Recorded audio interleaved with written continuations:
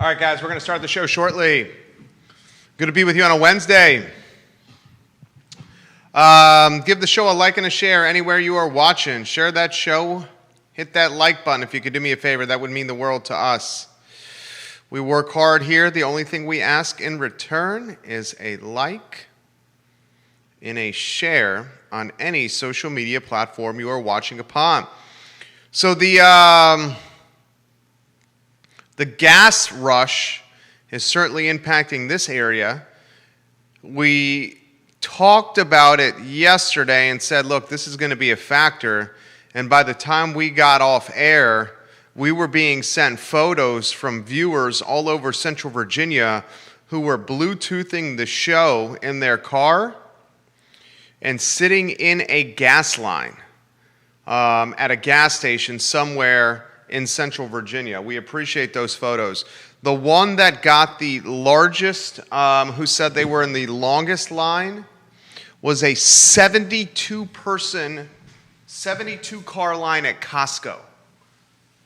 A line so far, it was spilling into Stonefield's section that had Mission Barbecue and kind of away from the Costco section. Think about that. So we'll talk about that a little more today on the show.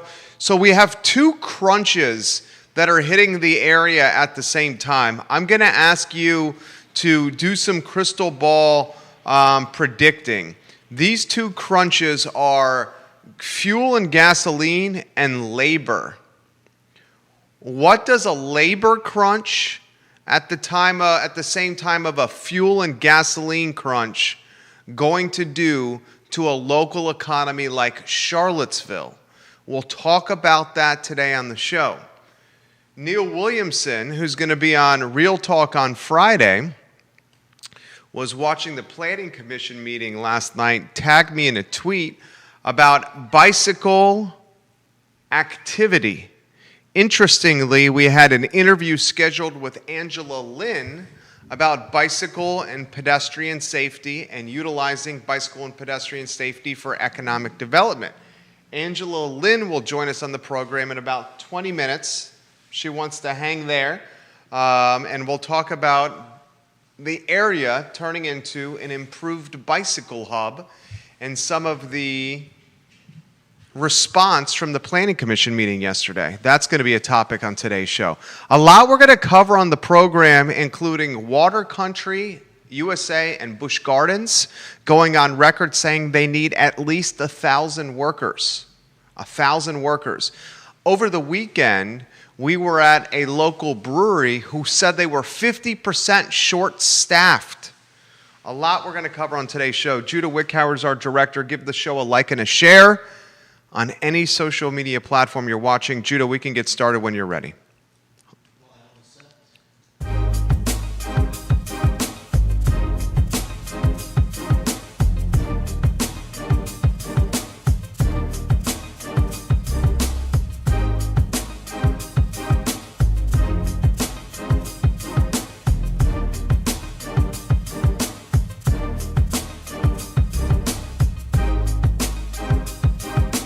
Guys, welcome to the I Love Seville show. My name is Jerry Miller. It's good to be with you on a gorgeous Wednesday, a glorious day to be alive. We are going to spend the next hour and change with you talking topics that matter to Central Virginia, Albemarle County, the city of Charlottesville, and the Commonwealth. We are in the midst of two crunches that undoubtedly are impacting our local economy. We have a labor crunch, which we've been documenting for some time on the I Love Seville network. The fear is the federal government is incentivizing many people through unemployment to stay home as opposed to returning to work. As a result, many of the businesses in our community have this difficulty on their hand. How are we going to staff our business to keep the lights on? The next crunch we have on our hands is a gasoline crunch tied to a pipeline and hacking of this pipeline by a Russian syndicate. Now we have a fuel gasoline crunch at the same time we have a labor crunch. I want to do a deep dive on how these two crunches could impact the Central Virginia economy today on the I Love Seville show. I also want to talk bicycle, pedestrian, walker and runner safety across Albemarle County. We will welcome Angela Lynn to the show for her second rodeo. Yesterday, the Planning Commission was talking bicycle safety, pedestrian safety, and how bicycle riding in the county could be a hub for economic development. As you know, I'm running for Board of Supervisors in Albemarle County. One of the tenets of the platform is improved bicycle safety, and if we can improve and encourage more bicycle use, pedestrian and walker safety, perhaps we can utilize that engagement to drive economic activity in Albemarle and new sources of incremental tax revenue. I want to talk Water Country USA and Busch Gardens. They've gone on record. They said we're 1,000 people short as we head into the summertime with these two 757 Williamsburg, Virginia parks opening. I grew up in Williamsburg. My mother, my father, business owners. My brother and I were absolute terrors as boys in middle school and high school in particular. I remember my mom and dad buying us the Euro Splash Pass. And this Euro Splash Pass allowed my brother and I access to Water Country and Busch Gardens all summer long. Mom would drop my brother and I, oftentimes accompanied with some buddies, at either Busch Gardens and Water Country at the beginning of the workday and pick us up at the end of the workday. And she would pray and do the Hail Mary, the prayer, as we were getting out of the car and say, "Dear God, please don't let my boys hurt anybody at these theme parks." So we'll talk Busch Gardens and Water Country being 1,000 people short. We'll talk the labor and gasoline crunch today and how it could impact Central Virginia. And I want to put the spotlight strongly on bicycle, pedestrian, and runner safety across Albemarle. Before we go anywhere, I have some positive activity for you in regards to vaccinations. Folks, U.S. vaccinations are steadily improving every single day. We're averaging 2.2 million shots per day across the United States. That is the best we have done. So while we are in a tough time right now as we get out of this pandemic, and I know we're all saying this, good God, we've just spent 14 or 15 months getting out of this pandemic, and now we have this uncertainty tied to a Russian dark web syndicate hacking a pipeline, the largest one in America, and now we have lines all over Albemarle and Charlottesville and Central Virginia that are 10, 15. Heck, yesterday I got a picture of a line at Costco that was 72 cars long. The listener of the show counted the cars, listening to our show on Bluetooth, and sent us a photo via Facebook Messenger of the line at the Costco, which was going into the Mission Barbecue parking lot yesterday. So why don't we start? We got some positivity out for you. 2.2 million shots per day are getting in Americans' arms. We're at the best clip yet since vaccinations have started rolling out of getting vaccines into people's arms. That's positive. We should give ourselves props. America, we've had a tough 15 months. Let's celebrate and the small victories, please. Now, we need to talk real talk now, okay? And I'm going to read the tea leaves, and I'm going to pass the reading of the tea leaves on to you. Over the last, I would say since the start of 2021, we're talking February and beyond. February and beyond, there's been hope for getting over this pandemic. We've been reopening. The governor has loosened restrictions.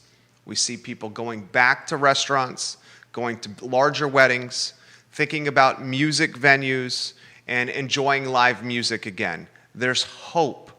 One thing we've been highlighting since hope has sprung as we get on the other side of this pandemic is a labor shortage. This labor shortage in particular is impacting hospitality, live music, food and beverage. So as the restaurants go on market and return to a new sense of normalcy, and as the music venues and wedding venues and breweries and wineries open again, America has been quarantining and saving money. So there's this pent-up demand that's been kind of like storing up and ready to burst over the last 15 months.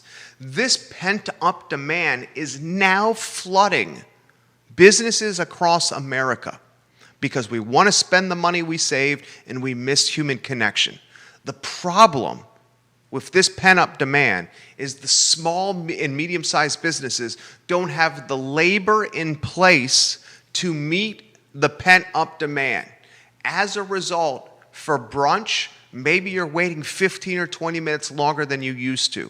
For takeout, maybe it's taking longer than the normal. When you go to a sit-down dinner, it might be exponentially longer than you're accustomed to. Okay? That's all byproducts and collateral damage of a labor crunch, specifically short-staffed businesses. If the labor crunch continues, you will see businesses be forced to increase what they're paying employees. So if business owners have to increase what they're paying their employees because employees have the leverage right now, there are businesses all over America, all over Central Virginia, all over Albemarle County, all over the city of Charlottesville that are begging people to work for them. And when you have business owners begging people to work for them, the talent out there has the leverage. Okay, it's an employee market right now. They have the leverage and command the top dollar. If employers have to pay their employees more money to get the talent to work for them, that additional cost will be passed on to me and you, the customer. Okay, that's one example of inflation. Increase in menu prices, increase in wedding venue booking prices, increase in beer prices, increase in wine, the cost of a glass of wine. Now I want you to consider a labor crunch and the fact that employers are having to pay employees more money. Okay? Consider a labor crunch at the same time that a fuel and gasoline crunch is happening.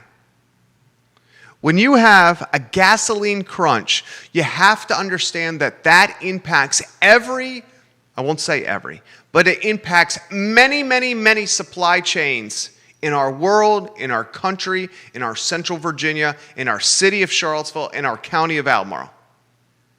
Let's just think about the supply chain of a restaurant. How does the beer and wine get to a restaurant? Virginia Eagle Distributing is a good example. Virginia Eagle Distributing's main method of distribution is to take trucks and to drive them to restaurants. How does a restaurant get its towels, its uniforms, its dish rags clean? Probably like a Cintas or a third-party service. The third-party service gets there by driving there. How does the food get to the restaurant? The farmer puts it in his or her truck and drives it to the restaurant if they're not using a large purveyor like Cisco, who also drives it to the restaurant. So if all the third-party options on the supply chain have increased fuel cost or cannot find fuel altogether, I can assure you that will pinch the supply chain of just about every industry in this area. The increased fuel costs, it's already over $3 a gallon and it's going to go higher.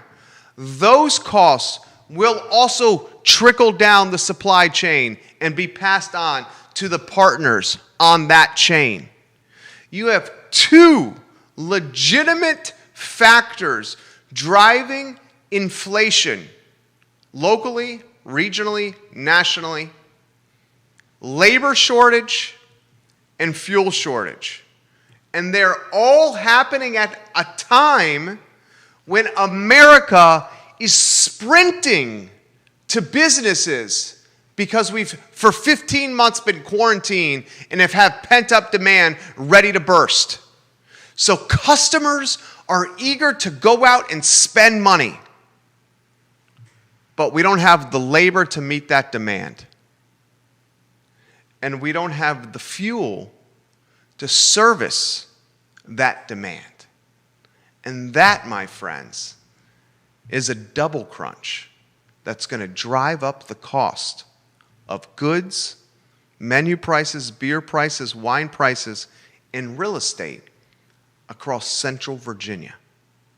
The next question you have to ask yourself, will fuel continue to go north in price, so much so that it drives even more demand into electric vehicles, even more demand into bicycle transportation, walking, pedestrian, public transportation, and even potentially could change human behavior with first-time home buyers no longer purchasing in Waynesboro or the Shenandoah Valley for lower cost of living in a lower house, a lower entry point. Remember, Albemarle in the city of Charlottesville and Central Virginia have gotten so expensive that the outer counties and the 40-minute jaunt over and back, over the mountain to the epicenter of employment, Charlottesville, is becoming all the rage. If gas goes up, I wonder if the drive away for the epicenter of employment for a lower house, a lower price-pointed house, I wonder if that mindset shifts. And why don't we take it a step further? Okay? And this is tough. I'm going to say something that's really tough for me to say as someone who's a commercial real estate investor and has 24 tenants in commercial real estate in the city of Charlottesville. If fuel prices go up, and if we see how tied we are to gas, and how a Russian dark web syndicate can hack the largest pipeline in America, a ransomware attack on this pipeline, if that creates enough fear in America, that's going to further put tailwinds or momentum behind working from ISPs in computers at desks in our homes, as opposed to getting in a car to drive somewhere, tied to gasoline to get to work. COVID-19 and this pandemic showed the world how Wall Street could trade stocks and equities from living rooms. You add increased gas prices right on the heels of a worldwide pandemic, and that's further going to encourage the digital nomadic working mindset. That's a lot to digest. I'm curious of your thoughts. The gas crunch is a real deal. Think about how associated and tied we are as a planet, as a country, as a commonwealth, as a county, as a city, as a neighborhood to gasoline. A couple more items before we welcome the fabulous and noteworthy Angela Lynn to the show. She's in studio and she's going to join us in 4 minutes. We are live on every social media platform possible. Water Country and Busch Gardens USA has got a story in every newspaper, just about every newspaper in the Commonwealth, that those two parks are 1,000 workers short of being fully staffed. You heard me correctly. 1,000 workers. Busch Gardens and Water Country are short from a staffing standpoint and from a full capacity standpoint with their staff. Okay? The speculation is mom and pop businesses. The speculation is Busch Gardens and Water Country and the like are going to go after the teenage demographic.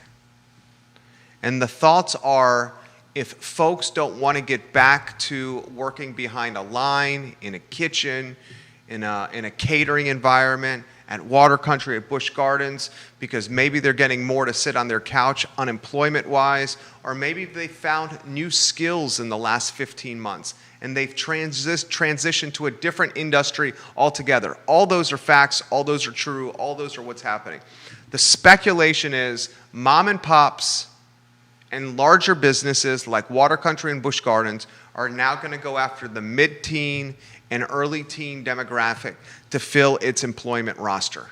I am curious to see how a pandemic, a 15-month pandemic that has taught many in F&B and hospitality different skills and transitioned them to other places of work, or the folks in those fields of work are collecting unemployment from the federal government and choosing to do that instead of working on the front lines themselves. I'm curious to see how this pandemic is going to change social behavior, potentially attracting more teens into the workforce than ever before, because the adults in their 20s, late 20s, and early 30s and beyond are no longer working the positions they once held. That literally could be a social behavior, human behavior change from this pandemic. A couple more items from the notebook, and then Angela Lynn is going to join us in T-minus 90 seconds today on the I Love CVille show. Got questions already coming in for you, Angela. We had a planning commission meeting last night. Neil Williamson from the Free Enterprise Forum was live tweeting that planning commission meeting. We will highlight a couple of the tweets from that, including Albemarle Planning Commissioner Tim Keller suggesting that a bike hub in Crozet could be an economic development concept, something that you certainly agree with, and Rick Randolph referencing Colorado's ski community and its commitment to build out their bike and pedestrian connections as an off-season economic development opportunity. We'll throw both those from the planning commissioner to Angela Lynn, who's a huge evangelist for bicycle, runner, and pedestrian safety across Albemarle. The last item I want to get out of today's notebook is a highlight of Friday on the network. Neil Williamson from the Free Enterprise Forum and Sean Tubbs, two talented Sean Tubbs is a journalist. Neil Williamson would say he is not a journalist, but he is a fantastic content creator. Regardless, Neil and Sean will be on Real Talk on Friday at 10:15 a.m. for what should be a lively roundtable with Keith Smith and I. Judah, why don't we go? Judah Wickhauer is our director. Let's go to the studio camera, please. Let's welcome Angela Lynn to the show. Thank you for joining us on the program.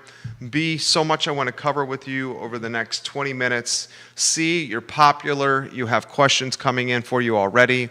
And then D, why don't we start with your introduction for everybody. Who's Angela Lynn? And then we'll talk shop. Okay, well, I'm Angela Lynn. I've lived in Albemarle County for almost going on 20 years. Before then, I was from Williamsburg as well. Cool. You know, so I also bought my kids those Euro passes. Splash? Yeah. Get out of your hair. They definitely terrorizes everybody. But so there's a connection too with what's going on statewide and these bike trails. That particular community is still friends. I'm still very good friends with a lot of people there, and I get a chance to talk to them. And I'm also friends with people that you just mentioned, Sean and Neil. And one of the things that I'd like to point out is nothing we're talking about is a novel, new idea. Uh-huh. These are ideas that have been spoken about since the late 1990s. We have had here in Charlottesville, Sean and Brian Wheeler were talking about the transportation mode of the bikes and the walking friendly and the bike and the trails easy to access in Charlottesville. Uh-huh. And Albemarle County, unfortunately, I feel didn't get the benefit of all of the things that were going on in that conversation, meaning we needed to also incorporate the Charlottesville-Albemarle connection with the biking and the trails and the walking to be different modes of transportation. So today, in the Virginia pilot, they were talking about the American Heritage Trail, mm-hmm.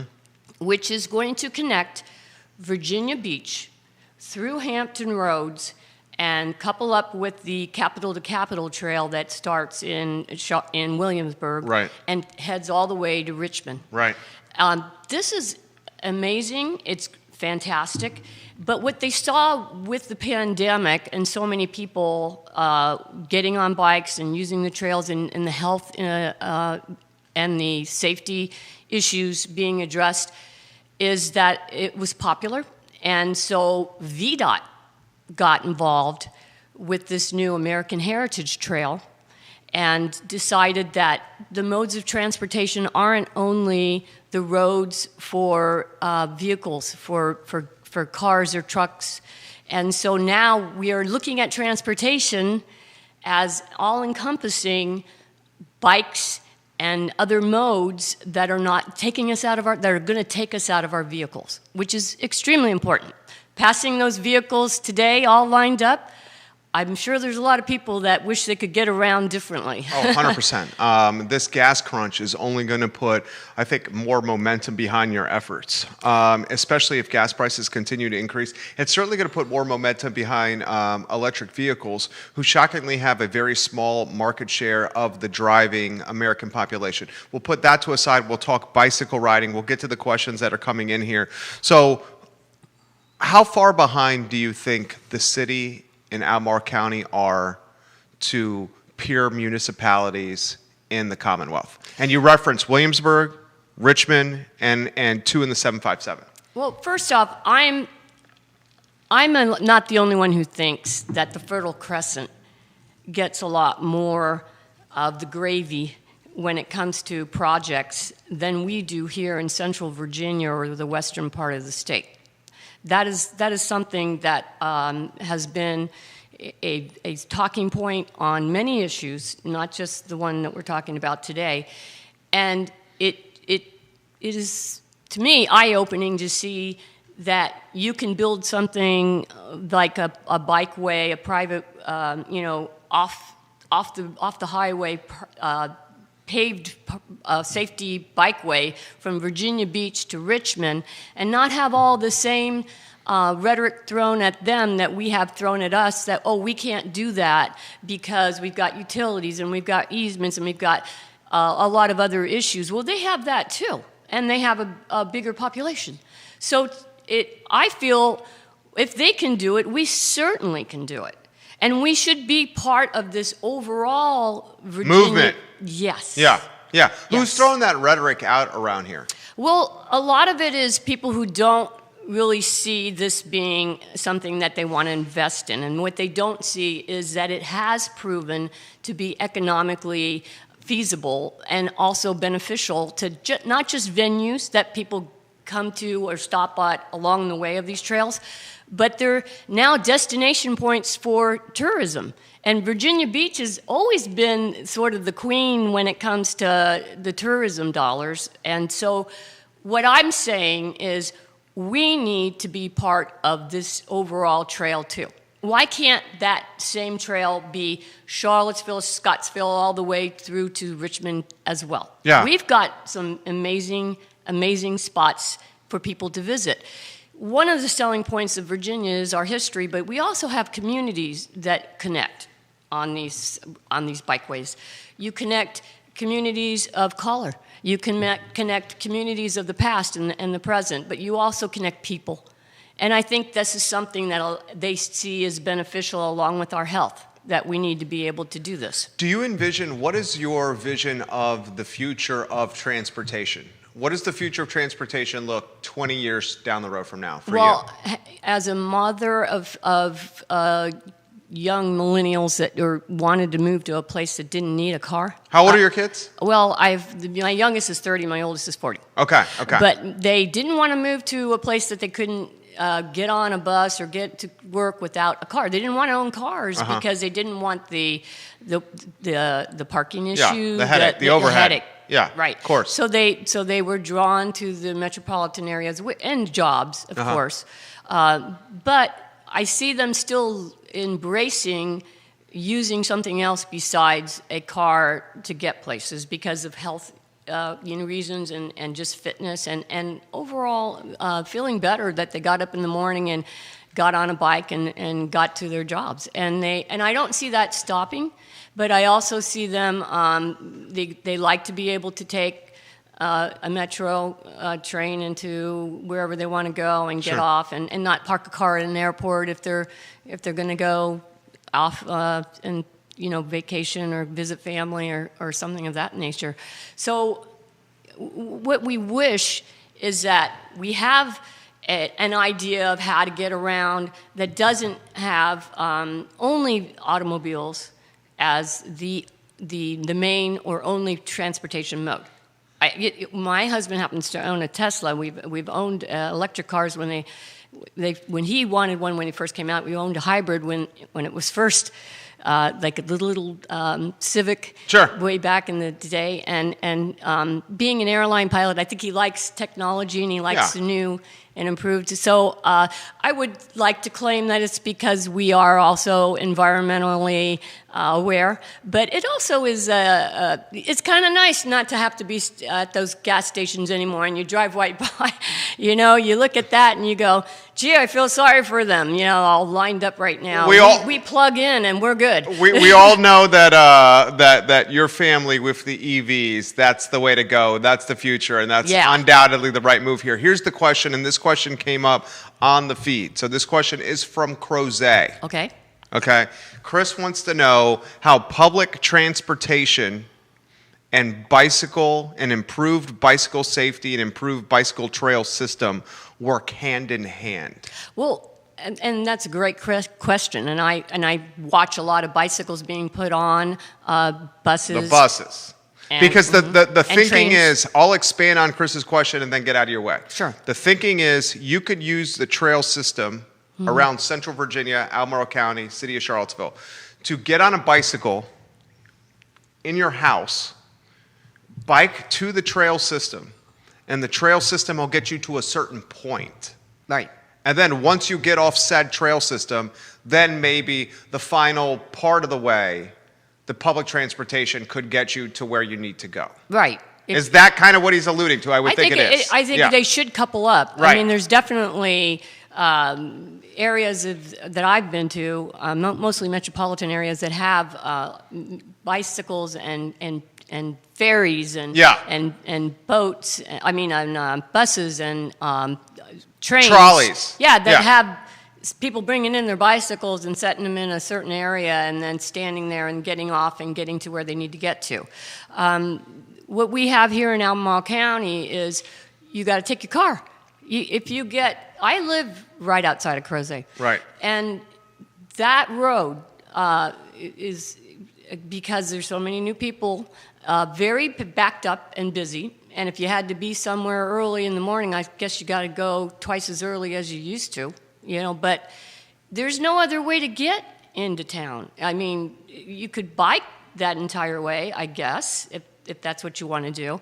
But I still believe we're not connected. We're just when I speak about bike trails, I'm looking at it recreationally. But of course, there are people who want to use it on a daily basis. The best solutions for them as far as getting to work would be something that they're not stuck in traffic or stuck behind a wreck or any of those scenarios. Chris just added here, I'm asking this question because if someone was living in Crozet area and working in Charlottesville, they would have to take public transportation to a certain point currently to get to the city of Charlottesville. Right. I mean, it's basically what you're saying, right? I mean, someone's not going to ride their bicycle right now currently from Crozet to the city. It's pretty far. And there's no safety. Right. And unless you had some type of vehicle that with the carpool system, that you had other people who would like to, once they're in town, get off that particular large vehicle, a 12-passenger vehicle or something, and then have a bike racks on it and get off and do your thing, and then get back together and go home. I mean, in D.C., and and a lot of people know, there are people with ride sharing just to be in the HOV lanes. I think we've got to get creative because we've got to be more savvy about how we use our transportation knowledge on how do we couple these things up. How do we let people have a choice? What choice do they really have? And right now, people have no choice. Right, and then you had people. You're saying you have I'm fully with you on people with employment issues. When we can't get to work, let's say problems with a driver's license, for whatever reason. Sure, and that can happen to anybody. Yeah, yeah, it could, yeah. and it does. And so, how do they get to work? Why would you want to not let them get to work? So, when we had a problem with trains, it's like I never understood. The kid gets in trouble in school, and then they're suspended from school so they can do whatever they want and don't have to go to school. It's like, is that really a punishment for the kid who got in trouble in school? You don't have to go back to school. You have to stay at home for a week and play video games. It's like basically what you're saying. Someone gets in a little trouble with the law. Immediately, we're going to take their license away, and then the person can't drive anywhere to get to work. Right. A whole other issue, but I'm definitely right, on that one issue. too. Right, but I'm you're on right. that one too. Yeah. But I do think you gotta let's say they do lose. Maybe there's a health reason that they lost their license. How do they get to work? And do you want to keep them from getting to work? Well, we had people coming from the valley that were going all the way to D.C. to work that didn't have cars, and they were using the trains. Well, there's a lot of people who don't have cars. Expense. Maybe they just moved here. Maybe they're living with relatives. A variety of reasons. We have to have the same variety of people now climbing on board to say our infrastructure has to be varied, and it has to be varied to include the public transportation and the bicycles and the different modes of transportation that are not just automobiles. And it's past time. If the other parts of the state, if the Fertile Crescent of the state gets the revenue, gets the money, with VDOT all excited about, look how good this is. This is really going to be beneficial for many people. Why not here too? Why just there? I mean, we certainly would benefit from it. I think the best way to make this happen, and I hate to say this, is the money talks. Is if we can somehow prove that this is going to be a boom with economic development. What were your examples of how a trail system, improved bicycle safety, or like allocating taxpayer dollars to bicycle infrastructure can drive economic development? Well, even VDOT itself said that it added to tourism and added to our economic development. So it wasn't just the people who were interested on the trails of their venues being visited, or the people who own cycles that just wanted another recreational pastime. It was the whole tourism-driven marketing went to North Carolina. Hey, there's cycle groups from all over who would say there's some great cycling in the state of Virginia and the Commonwealth, but if we just get to Charlottesville, we get to Albemarle County, and then start from there and visit all these amazing sites. And those are the factors that add to our being somebody that should be on that list of who wants this to happen. And then in addition to that, property values do go up when it's a desirable place to live, when there's different things that attract people, and then the venues can have more business. We do have more. We all benefit from that. It isn't, like I said, I never thought it was just about the cyclists or just about the people who You've done a good businesses. Job of that. Yeah. You've passed the wealth around. You've passed the spotlight around. And to me, this being able to connect people. Because we are in a big disconnect right now. The pandemic, yes, but in addition to that, it was political issues, social issues. So something that can connect us again, to get us out and about and show us a little bit of our own, what we didn't really know we had in our own backyards is a plus. And it's healthy. And I think that we need that. We need the emotional and mental, the physical health, but we also, and the economic health. Does all of it can be incorporated in a really good bike trails that is paved, safe, and connects us throughout the state. And And if they can do it, like I said, to go all the way from Virginia Beach through Hampton Roads, Williamsburg to Richmond, keep it going. Go on through to Scottsville, down to Charlottesville, and then we'll couple up with more trails. Because this was also a trail. It was trails getting together and uniting and having a real taste of Virginia that I think this is Central Virginia is just so wealthy in history and people to meet. Beauty. And beauty. Yeah. Yeah. And then there is groups already who have proposed things to the governor in the Shenandoah Valley. There's a Shenandoah Valley Cycling Alliance that had asked them for more money to have bike trails come through the Blue Ridge, and so there's a grassroots movement. If you feel like you've talked to your elected representatives and you've done all you can to get a hold of VDOT and tell them what you think they aren't paying attention to, also get a hold of these alliances and cycling groups. And I'm sure you probably had a few. Yeah, and hopefully you introduce us to more. We have comments coming in for you. Okay.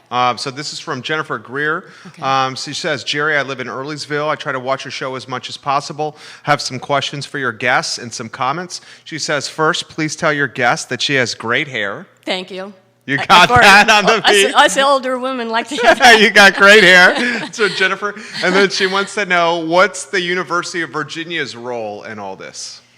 I can't speak for the University of Virginia because I don't work for the University of Virginia, but I would say that they would certainly benefit from it. I know there's a lot of students and faculty who bike, and they come through our neighborhood, meaning my neighborhood is not a little neighborhood, we're spread out, but the United States cycling team has been out in the Crozet, Albemarle area, cycling up through Wintergreen.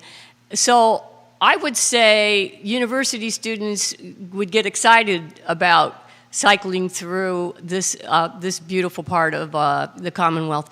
But also there's a challenge. There's challenge routes. There's a lot of things that are involved with cycling that the university could promote for their students' health and welfare, but for also recruitment. And so why wouldn't that be a part of their agenda? It seems like it would be something that they would embrace. Russ? And then groups. There, we have student groups. I at one point when I lived in Williamsburg, worked in student services at William & Mary, and I know student groups like to do outings like this. They like to hold benefits. They like to do a lot of things that involve cycling and getting out. And so those groups could do more things on these trails safely. Because it's kind of hard to ask people who are novice or maybe don't know the area to get on a bike and go through some busy roads that are dangerous. And that was why we started this conversation. But we didn't start it. What I'd like to point out is, again, this is not a new thought. This has been talked about. When even the Capital to Capital Trail came about, I called up and got a hold of people who were involved in that and asked them, what's the template on this? Because I'd love to see how you got that done. And that was over 8 years ago. But like I said, since the 1990s. How did that trail come to fruition? How was it paid for? It was first a private-driven awareness fundraising type of deal. But then the James City County's Board of Commissioners got together and decided that's something that would benefit James City County too. James City County is right outside Williamsburg, Virginia, right, for those that want to know. Right. And so they, along with the state, you have to have the state because VDOT and the state all have to buy into a project that will end up with private lands and utility issues and all of the things that we've talked about. And then it was a sort of a to look and see how this went, which went well, and it's utilized quite a bit. Even I have driven out there and decided we should. I didn't get all the way to Richmond. I have to admit that. I only got to Charles City. But how many times would I have even Probably biked never. Yeah. Probably never. Right. But you knew it was safe and Yeah. bikeable and approachable. Right, and down along the Chickahominy, along the James River is beautiful. It's beautiful.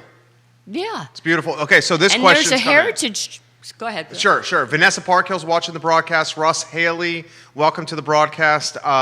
Aaron King is wanting to know where she can find gas in Central Virginia. So if anyone can help Aaron King out, she works for Feast in the Purple Building on West Main. She's awesome. Where open gas is, put it in the feed, and I can relay it to her. This question is a good one. This is from Brian Susia, who watches the show all the time. Jerry, please ask your guest why Lime and the scooters and bike companies that came to town didn't work. If that didn't work, could that be a sign that a bike trail system may not work? No, I'm gonna. There's a couple of things about the scooters that I was a little vocal. Scooters and bikes. Scooters and bikes. Yeah, right. Okay. Part of the issues are with the rentals is where they were left. Sometimes there's issues on where people leave them off or dump them in a driveway or on a sidewalk, and became because you would say it was kind of a disaster. It was a disaster in the sense that how it was introduced and how it was utilized could have been better. What I found was I started worrying about the scooters with no helmets only because I just gotten, my husband would be dead if he didn't have his helmet on, and so then I started noticing like, oh my gosh, these poor, they're doing these it guys constantly. On the scooter, they're out in the middle of the road. And they're going like 20 plus miles an hour. Yeah, and then it was, well, do you make them get a helmet? Then you won't rent the scooter because nobody's going to run around holding a helmet. It needs to be just revisited, but I don't think the problem was per se scooters or bikes. It was just how they were used and when they were used and how they were received. It's new. It's not necessarily something that was good to have people do something other So you're than pro Lime and pro scooter and pro renting the bikes and the scooters that were around here. I'm also pro it. I just thought, like you said, the execution was poor and there weren't clear guidelines in place of, like you said, of where to park them. And next thing you know, we're helmets. seeing them like almost like litter. As opposed to a method of transportation, they became an eyesore and a fiscal inconvenience as opposed to an efficient way to get around town. Right. It's a public awareness issue on what's a polite way to do things, and I think we kind of missed the boat on that a little bit, but also created a danger.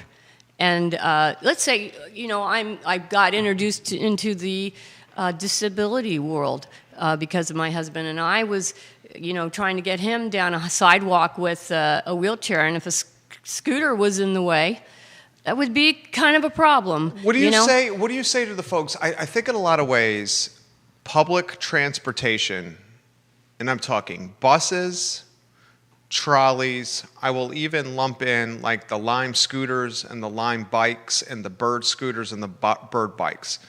All those things, public transportation, what I just lumped together, and this bicycle, pedestrian, walker, runner, trail system, these things almost go hand in hand. Right.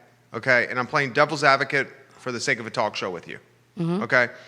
The public transportation in this community, and I'm talking Central Virginia, does not seem like it's gotten traction. People complain about reliability, consistency, approachability.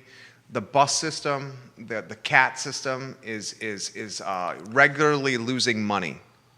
So I guess where I'm going at is there's a very large market share population of this community that is super car and truck centric. Right. Well, we liked our own vehicles during the pandemic because we felt safe.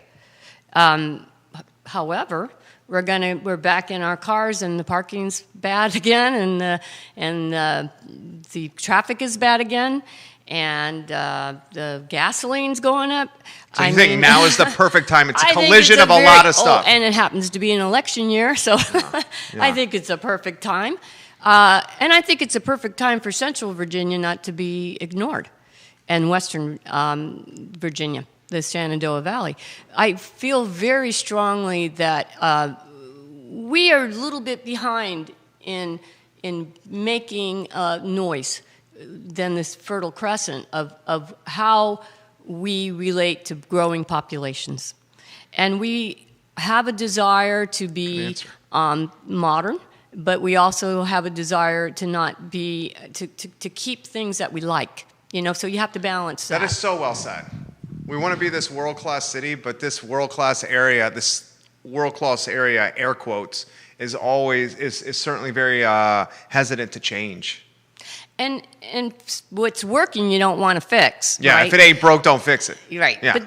But this you can see is not going to be okay if we don't address it. And I think it's not okay right now in many sense because the traffic is back. We can enjoy that little time that we had.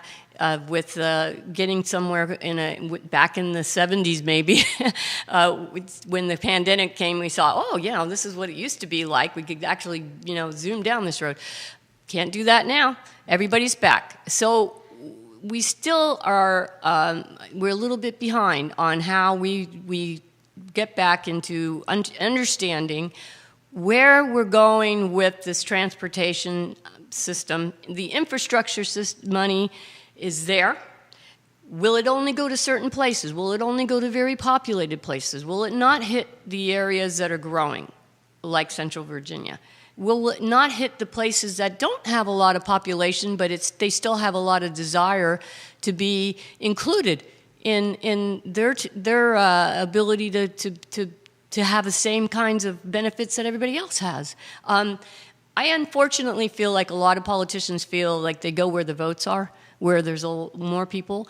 And we have a lot of people here in Charlottesville and Albemarle who are vocal, people like me, a little bit of a spark plug. But you are a spark plug. I like that about you. But again, you have to be, because if you don't speak up... Oh, you have to be. Yeah. You'll be passed over. You're doing it the right way. Yeah, and it will benefit a lot of people. Yeah. Do I think the scooters benefited a lot of people? And benefited too few in the grand scheme of I just things. think the scooters and the Lime and Bird scooters and bikes may have been too early, too soon. Like the first to market oftentimes gets slaughtered. Yeah. I just don't think our market was ready for them yet. But I think if we give them a chance again and revisit them, that they really could be an ally to get cars and trucks off the road. Right. I got like 2 minutes left. I want Judah to get a photo of you. If we can get a photo of Angela on the show, that would be fantastic. I got one question, and then I want to give you a chance for a final word for you to go anywhere you want. Okay. Okay. So this is from Neil Williamson's Twitter thread. Okay. And he was live tweeting Neil Williamson of the Free Enterprise Forum. He's going to be on Real Talk on this network on Friday at 10:15 a.m. with Sean Tubbs. And this is from his Twitter thread. Albemarle Planning Commissioner Corey Claiborne identified this question. Does the Dark Skies Ordinance, which restricts lighting in Albemarle County, conflict with bicycle and pedestrian safety and a dedicated trail system? I would have to say that when I'm speaking about trails, I'm talking about going through the county, and if they had something that illuminated the trails, it would be probably not something that would hurt night skies. That would mean there's things that are used right now in public transportation in areas that are urban, that have lights that are not that don't illuminate. They're not to a super point. intrusive. Yeah, but they just keep the trails safe. Now, my daughter, when she goes and rides, which might be in bad weather, is lit up like a Christmas tree herself on a bike. I mean, she's got lights on her helmet, lights on her back, lights on everything, for the vehicles to see her. Yeah, and that's what my response to Planning Commissioner Corey Claiborne would be. When a car drives on a road, a car has headlights and rear lights on. When a bicycle drives on the road, the bicycle is going to have headlights on, tail lights on, and a light on its helmet the rider is going to have. So it's no different than what a car is doing. And to your point, lighting on the trail could just be lights that are on the side of the road that aren't going to be intrusive from afar. Right. I wouldn't want necessarily a lot of bright lights either. I mean, I just wouldn't, because I do like night skies to be dark, because I like a good night's sleep. And I'm not necessarily near anything right now that's coming through my windows other than a very bright moon. Right. And we're solutions-oriented people, and we see some potential friction being down the road, and we're trying to get ahead of it because we both believe in the value of a trail system for safety for walkers and runners and bicycle. How about this? In about 45 seconds, Angela, we went a little long today, and it's because I appreciate what you have to say. In about 45 seconds, how about a final word for all that are watching? Well, there is a group called Virginia Trails Alliance, and they have brought proposals to the governor to ask for $25 million to be invested in these types of trails. These are the groups that I'm hoping your listeners start paying attention to, because if we connect and we speak up, we will see things like nice, groomed, safe bike trails throughout the Commonwealth happen. And like I said, nothing is better than connecting people, connecting a community, getting out and doing something healthy like that. When we speak up, we have a lot of people running for office right now. They have our welfare in mind, they say. Is it just people who are their voters in compacted areas, or is it us too? This is the time to ask them, and ask them how you view these transportation monies being an infrastructure that has multiple layers, not just one-sided. And that we're not alone in this quest to have a bike system that everybody can enjoy. Everybody could get on a bike and be able to enjoy something that's healthy and could be a habit after they get a chance to find out how nice it is. So please don't just listen to me or anybody that doesn't have a. I don't own a bike shop. I don't own anything that I'm going to benefit from, but listen to these alliances about what they've already proposed, and if we're just on it together, we will be able to get this done. And I really think that it's time. It's past time. It's past time. Angela, you're phenomenal. Anybody you suggest for this show, we'll get them on. Just give us the text introduction, and I promise they'll come on. And then maybe in a month or a little bit longer, I'll reach out to you again and get you back on the network for another update. All right, thank you. Thank you for coming on the program. I appreciate it. Angela Lynn, guys, she's fantastic. She is an evangelist for bicycle safety in this community. J-Dubs, if you want to show Angela the best way out, that would be great, my friend. Thank you very much. A lot still to cover. Aaron King, Johnny Ornalis says the Exxon on Bel Air has gasoline. Thank you, Angela. And Johnny Ornalis says the Exxon Fry Springs has gas right now. So Johnny Ornalis is helping a friend of the show, Aaron King of Feast. Johnny Ornalis owns El Mariachi and Guadalajara JPA. He says right now Exxon Bel Air and Exxon Fry Springs each have gasoline. Neil Williamson shares a link from gasbuddy.com to find gasoline. So he suggests the link gasbuddy.com. I'm going to close the show with this message.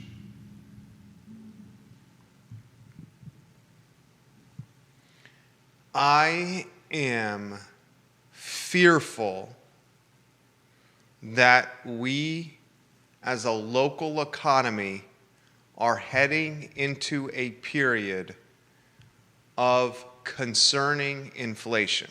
And it's not just locally. Probably make an argument across the globe, certainly in America, certainly in the Commonwealth, definitely Central Virginia. Every category of business seems to have increasing overhead, increasing cost of goods, supply chains that are pinched. You got home builders that have lumber going through the roof, and home builders unable to find subcontractors to do jobs in a timely fashion. You have restaurants who can't find back of the house or front of the house staff. Breweries, vineyards, and hospitality venues that cannot find staff. You have a gasoline shortage that's going to cause goods to increase in price across every sector. You have a real estate market that does not have enough inventory to meet the demand. So in Central Virginia alone, you don't have enough homes for people to purchase. You have too many buyers. In Central Virginia alone, you do not have enough labor for the mom and pop businesses and the medium-sized businesses to fill their staff. In Central Virginia alone, the fuel crunch is going to pinch supply chains that are already struggling to perform. This area, this home, this neighborhood, this town, this county, this area we call Central Virginia is going to see a spike in prices. Real estate already happened. We've seen it, we've documented. Restaurant prices, hospitality and food and beverage. It's coming, and it's coming quickly. It's just a matter of time until the B2B businesses and the B2C businesses start upticking their prices as well, because they have to do it to keep up with their increased overhead. That's the show. Today's show was very economics, Ken Elzinga based. I want to thank Angela Lynn for joining us on the program. And I'm going to close with this. You will, on this platform, continue to hear me be a loud and vocal proponent for bicycle, pedestrian, and runner safety in Central Virginia and in Albemarle County. You will, on this show and platform, hear me be a proponent for a branded trail system across Albemarle. A trail system where we come up with a name, a logo, a website, a map online, a branded and well-known trail system that bicycle riders and runners and walkers can use to get from venues like breweries and wineries and cideries and restaurants and B&B and lunch joints and breakfast joints and dinner joints. Nothing would be cooler than to get on a bicycle or put on some walking shoes and to go from a start of a trail that has a name, do the trail or part of it, and know that you are safe from vehicle traffic on said trail because the community is aware that the trail is for pedestrians, runners and walkers and bikers first, and cars second. An idea like that will drive economic development, incremental tax dollars, brand awareness, and tourists to the area. And tourists are the best kind of folks because they come to the area with their pocketbook open, their wallet open, and then they leave the area without taxing our roads, schools, utilities, and other infrastructure. A branded trail system for bicycle riders, walkers, and pedestrians across Albemarle is a no-freaking-brainer. It's very similar to a branded wine trail or beer trail. All right, that's all she wrote. My name is Jerry Miller. Keep it local. Keep it local. Use common sense. Use common sense. A gas rush when your car has a half a tank of gas is not common sense. Let's not pinch the supply chain more because we're acting out of fear instead of common sense. I'm Jerry Miller. Thank you for joining us.